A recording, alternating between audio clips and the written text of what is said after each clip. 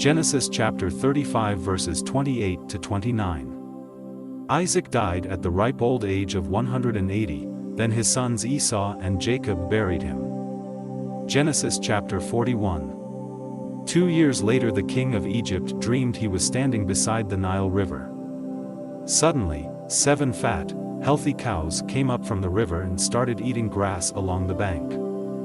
Then 7 ugly, skinny cows came up out of the river and ate the fat, healthy cows. When this happened, the king woke up.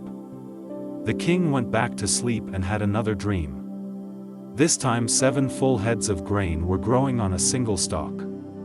Later, 7 other heads of grain appeared, but they were thin and scorched by a wind from the desert.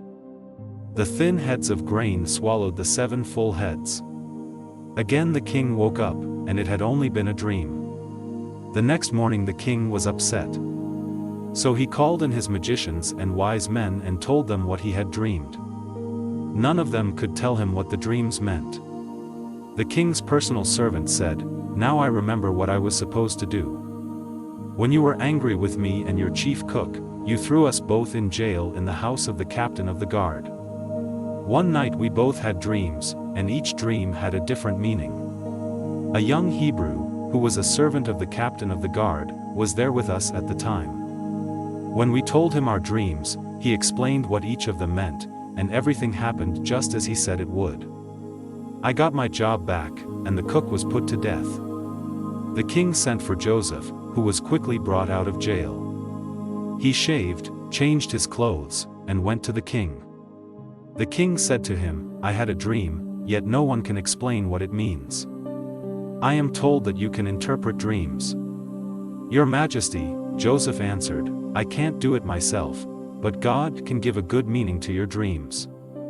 The king told Joseph, "I dreamed I was standing on the bank of the Nile River.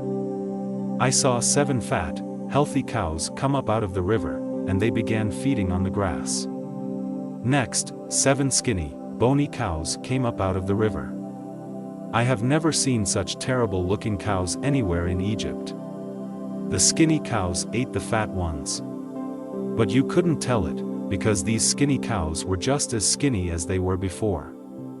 At once, I woke up. I also dreamed that I saw 7 heads of grain growing on one stalk.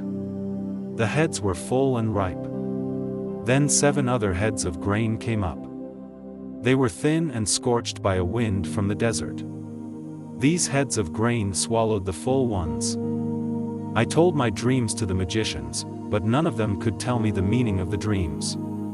Joseph replied, "Your Majesty, both of your dreams mean the same thing, and in them God has shown what he is going to do. The 7 good cows stand for 7 years, and so do the 7 good heads of grain. The 7 skinny, ugly cows that came up later also stand for 7 years, as do the 7 bad heads of grain that were scorched by the desert wind. The dreams mean there will be 7 years when there won't be enough grain. It is just as I said, God has shown what he intends to do. For 7 years Egypt will have more than enough grain, but that will be followed by 7 years when there won't be enough. The good years of plenty will be forgotten, and everywhere in Egypt people will be starving. The famine will be so bad that no one will remember that once there had been plenty. God has given you 2 dreams to let you know that he has definitely decided to do this and that he will do it soon. Your Majesty, you should find someone who is wise and will know what to do, so that you can put him in charge of all Egypt.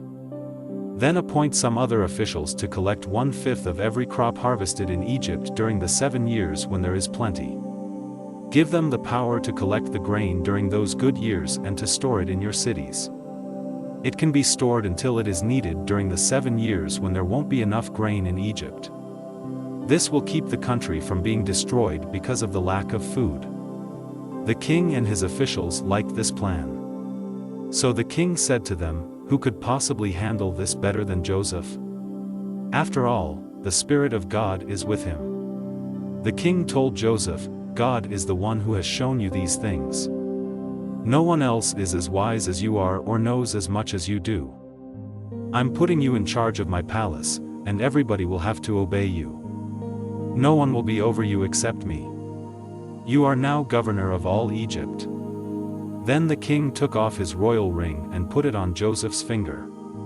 He gave him fine clothes to wear and placed a gold chain around his neck. He also let him ride in the chariot next to his own, and people shouted, "Make way for Joseph." So Joseph was governor of Egypt. The king told Joseph, "Although I'm king, no one in Egypt is to do anything without your permission." He gave Joseph the Egyptian name Zaphenath-Paneah. And he let him marry Asenath, the daughter of Potipharah, a priest in the city of Heliopolis. Joseph traveled all over Egypt. Joseph was 30 when the king made him governor, and he went everywhere for the king. For 7 years there were big harvests of grain. Joseph collected and stored up the extra grain in the cities of Egypt near the fields where it was harvested. In fact, there was so much grain that they stopped keeping record, because it was like counting the grains of sand along the beach. Joseph and his wife had 2 sons before the famine began. Their first son was named Manasseh, which means, "God has let me forget all my troubles and my family back home." His second son was named Ephraim, which means, "God has made me a success in the land where I suffered." Egypt's 7 years of plenty came to an end, and the 7 years of famine began, just as Joseph had said. There was not enough food in other countries, but all over Egypt there was plenty. When the famine finally struck Egypt, the people asked the king for food, but he said, "Go to Joseph and do what he tells you to do." The famine became bad everywhere in Egypt, so Joseph opened the storehouses and sold the grain to the Egyptians. People from all over the world came to Egypt to buy grain, because the famine was so severe in their countries. Genesis chapter 42. When Jacob found out there was grain in Egypt, he said to his sons, "Why are you just sitting here, staring at one another? I have heard there is grain in Egypt. Go down and buy some, so we won't starve to death." 10 of Joseph's brothers went to Egypt to buy grain. But Jacob did not send Joseph's younger brother Benjamin with them. He was afraid that something might happen to him. So Jacob's sons joined others from Canaan who were going to Egypt because of the terrible famine.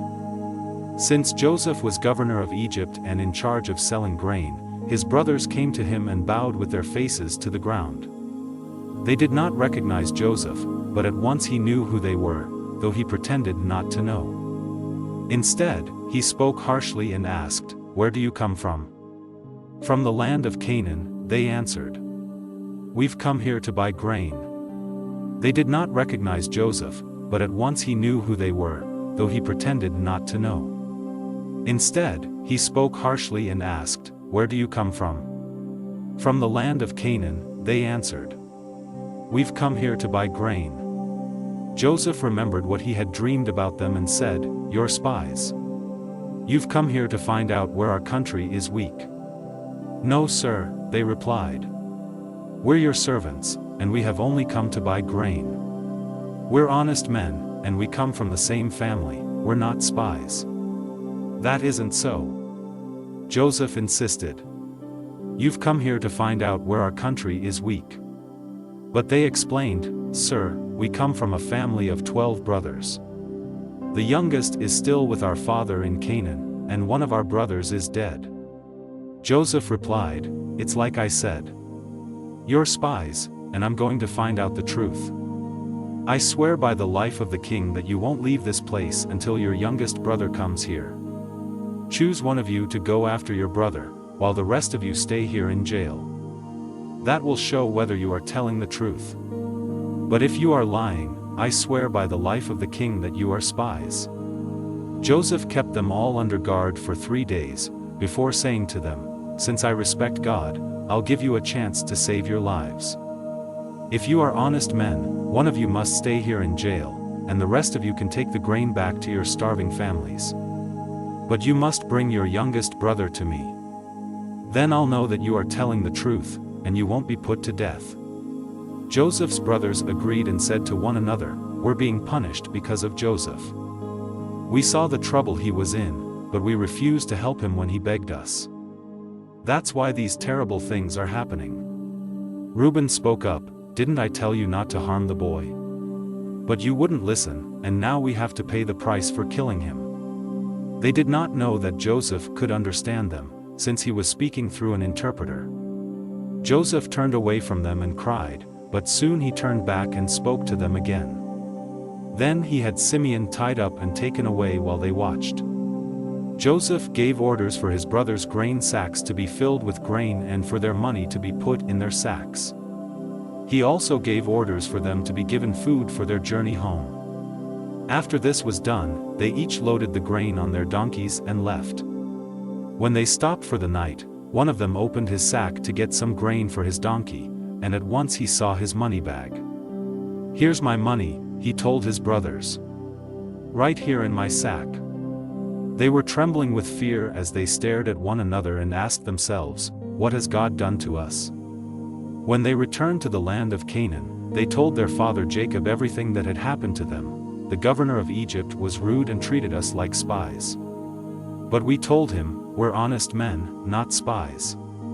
We come from a family of 12 brothers. The youngest is still with our father in Canaan, and the other is dead.' Then the governor of Egypt told us, 'I'll find out if you really are honest. Leave one of your brothers here with me, while you take the grain to your starving families. But bring your youngest brother to me, so I can be certain that you are honest men and not spies.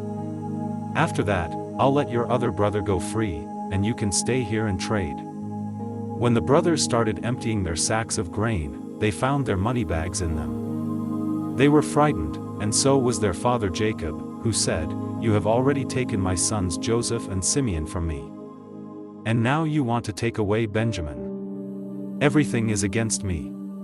Reuben spoke up, 'Father, if I don't bring Benjamin back, you can kill both of my sons. Trust me with him, and I'll bring him back.' But Jacob said, 'I won't let my son Benjamin go down to Egypt with the rest of you.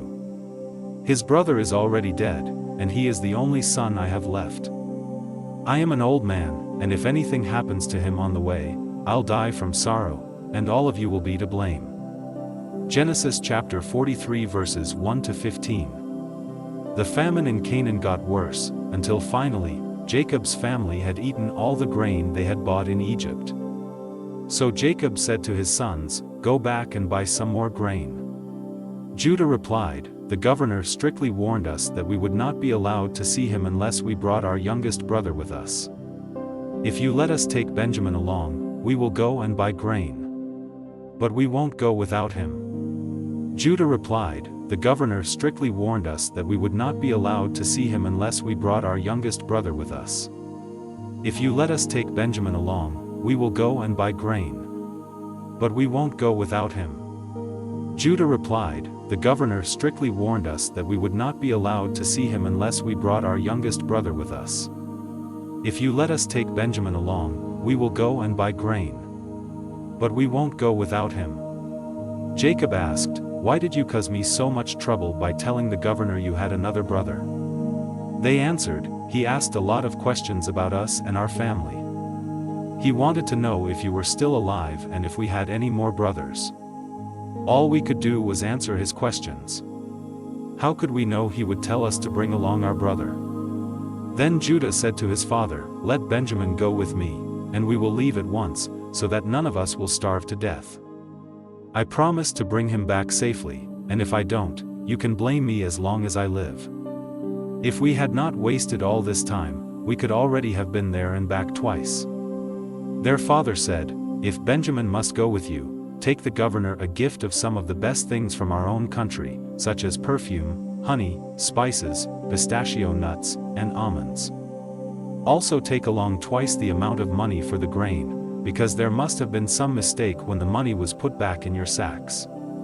Take Benjamin with you and leave at once.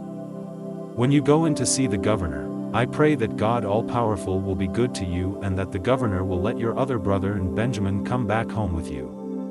But if I must lose my children, I suppose I must." The brothers took the gifts, twice the amount of money, and Benjamin. Then they hurried off to Egypt.